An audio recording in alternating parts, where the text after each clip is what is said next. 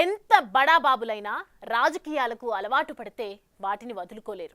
Political retirement అని ఆవేశంలో నిర్ణయం తీసుకున్నా ఆ తర్వాత మళ్ళీ పాలిటిక్స్ వైపే చూస్తూ ఉంటారు. వైసీపీలో జగన్ తర్వాత జగన్లా ఒక వెలుగు వెలిగిన మాజీ ఎంపీ విజయసాయిరెడ్డి రాజకీయ సన్యాసం చేసి వ్యవసాయం చేసుకుంటానని ప్రకటించారు. అయితే ఆయన కొత్త పొలిటికల్ ప్లాట్ఫామ్ కోసం బీజేపీ ముఖ్య నేతలతో టచ్లోకి వెళ్లారన్న ప్రచారం ఇప్పుడు హాట్ టాపిక్ గా మారింది.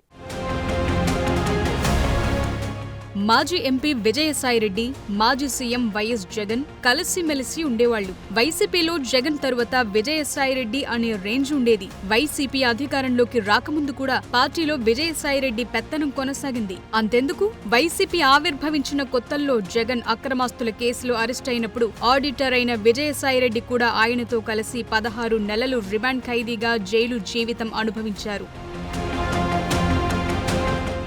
అయితే గత ఎన్నికల్లో వైసీపీ ఘోరంగా ఓడిపోవటం, ఆ తర్వాత విజయసాయిరెడ్డి సైలెంట్ అయిపోవటం, ఇటీవల పార్టీకి గుడ్ బై చెప్పి రాజకీయాలకే గుడ్ బై చెప్తున్నానని చెప్పటం అన్నీ జరిగిపోయాయి. తాజాగా ఇప్పుడు ఆయన బీజేపీలోకి వెళ్లిపోతున్నారు అనే ప్రచారం మొదలైంది. ఏపీ విభజన తరువాత కాంగ్రెస్ నేత రఘువీరారెడ్డి రాజకీయాలను వదిలేసి వ్యవసాయం చేసుకోవటం ప్రారంభించారు. అదేవిధంగా వ్యవసాయం చేసుకుంటాను అని చెప్పిన విజయసాయిరెడ్డి నిజంగానే పొలానికి వెళ్లి అక్కడ ఫోటోలు దిగి తన సోషల్ మీడియా అకౌంట్లలో పోస్టులు కూడా పెట్టారు. వైసీపీలో నంబర్ 2గా వ్యవహరించి పార్టీ పునాదులు వేయటం దగ్గర నుంచి పనిచేసిన విజయసాయిరెడ్డి అంటే కేర్ ఆఫ్ వైసీపీ అనే ఎవరైనా అంటారు. అంతలా అనుబంధం పార్టీతో ఉంది. అంతేకాదు వైఎస్ కుటుంబంతో 3 తరాల బంధం ఉంది. వైసీపీకి ఆయన ఒక పిల్లర్ గా నిలబడ్డారు. అటువంటి సాయిరెడ్డి వైసీపీని వీడిపోతారు అని ఎవరూ కలలో కూడా అనుకోలేదు. వైసీపీలో విజయసాయిరెడ్డి స్థానం శాశ్వతం అనుకున్నారు. ఆయనకు అదే పార్టీ తప్ప మరే ఆప్షన్ ఉండదని అందరూ భావించారు.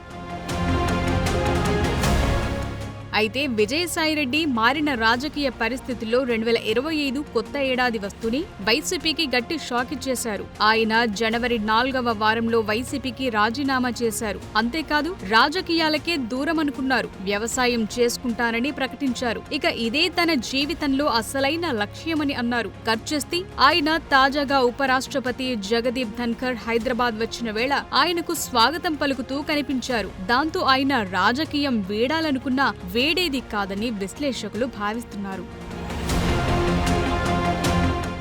ఆ క్రమంలో మరో వార్త జోరుగా ప్రచారంలోకొస్తోంది. విజయసాయిరెడ్డి బీజేపీలో చేరిపోతారంటున్నారు. వైసీపీ నుంచి రెండోసారి రాజ్యసభకు ఎంపికై ఆ పదవికి రాజీనామా చేసిన విజయసాయిరెడ్డికి బీజేపీతో మంచి సంబంధాలున్నాయి. ఆయన 2016లో రాజ్యసభకు తొలిసారి ఎంపికైనప్పటి నుంచి కేంద్ర పెద్దలతో మంచి సంబంధాలు కొనసాగించారు. ప్రధాని మోదీ సైతం ఆయన పేరు గుర్తుపెట్టుకుని పలకరించేవారట. అంతేకాదు అత్యంత శక్తివంతమైన నేతగా గుర్తింపు ఉన్న కేంద్ర హోంమంత్రి అమిత్ షా అయితే ఆయనకు అపాయింట్మెంట్లు అడిగిన వెంటనే ఇచ్చేవారు.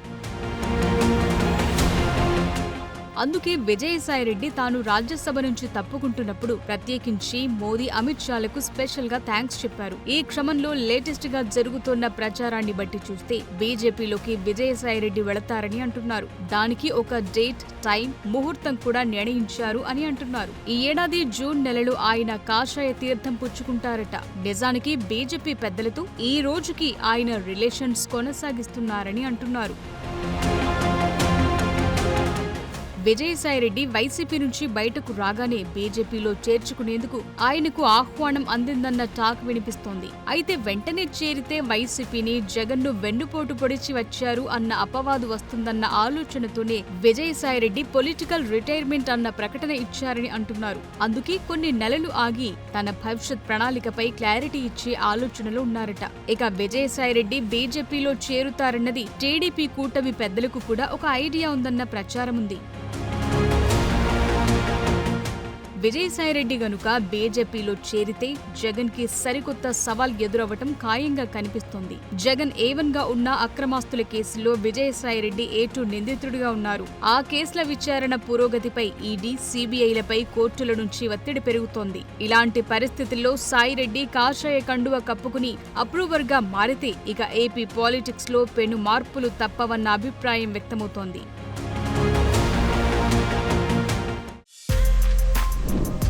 For more videos like this, subscribe Big TV channel.